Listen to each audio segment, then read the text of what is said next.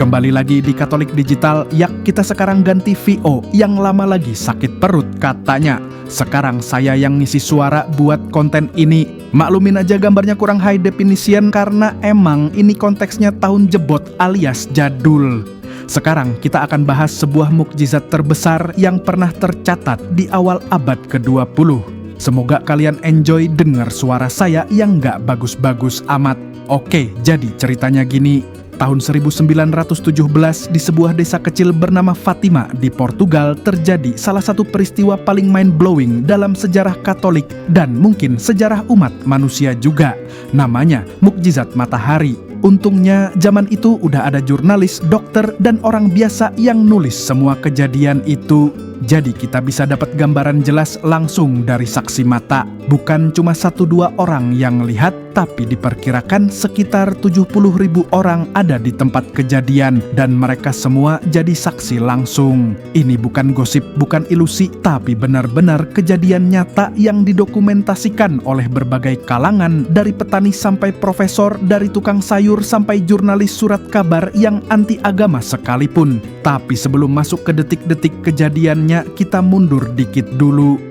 Di tahun itu, 3 anak desa, Lucia, Francesco, dan Jacinta, mengaku didatangi oleh seorang wanita yang mereka yakini sebagai Bunda Maria. Mereka bilang ada wanita dari surga yang datang beberapa kali dan tiap kali datang dia menyampaikan pesan-pesan penting. Tapi yang paling bikin heboh adalah saat sang wanita bilang, di tanggal 13 Oktober 1917, aku akan menunjukkan mukjizat supaya semua orang percaya. Nah, 3 anak kecil ini ngabarin ke orang-orang kalau bakal ada mukjizat dari langit. Gak heran banyak yang mikir, paling juga ngarang.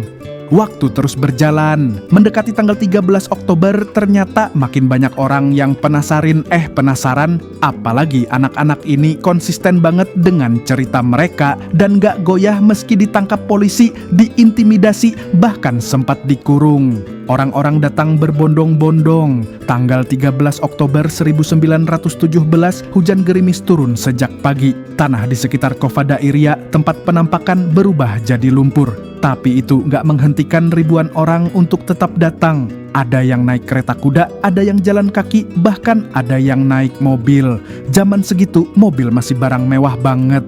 Mereka datang dengan harapan, rasa penasaran, dan sebagian datang karena pengen ngatain, nih bocil-bocil pasti bohong. Dan sebagian lagi bener-bener pengen lihat tanda dari langit.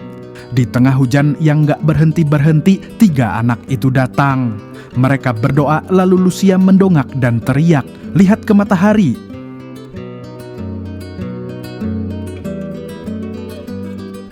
Maria de Capona adalah salah satu saksi paling awal dan paling jujur. Kata dia, matahari tiba-tiba berubah warna, kuning, biru, putih, lalu bergetar dan muter cepat banget.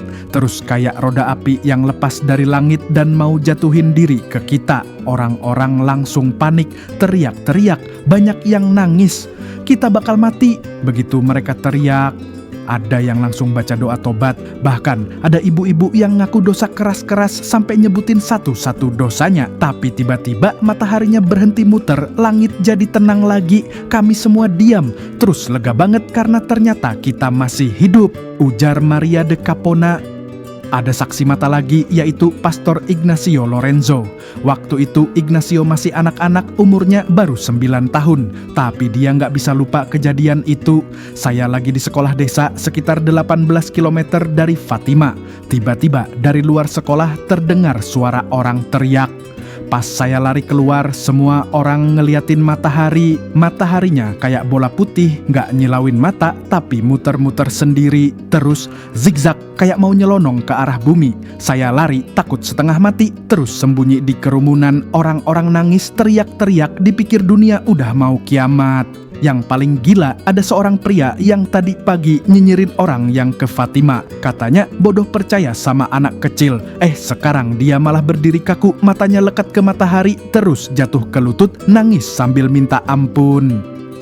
Nah, kalau yang ini beda lagi. Dr. Gareth bukan orang sembarangan. Dia profesor dari Universitas Coimbra, Portugal. Orangnya rasional, ilmiah, nggak gampang terbawa emosi. Tapi pengakuannya bikin merinding juga. Saya datang cuma buat ngamatin, tapi saat mataharinya muncul dari balik awan, semuanya berubah. Mataharinya kelihatan kayak mutiara, muter-muter sendiri tapi nggak bikin sakit mata.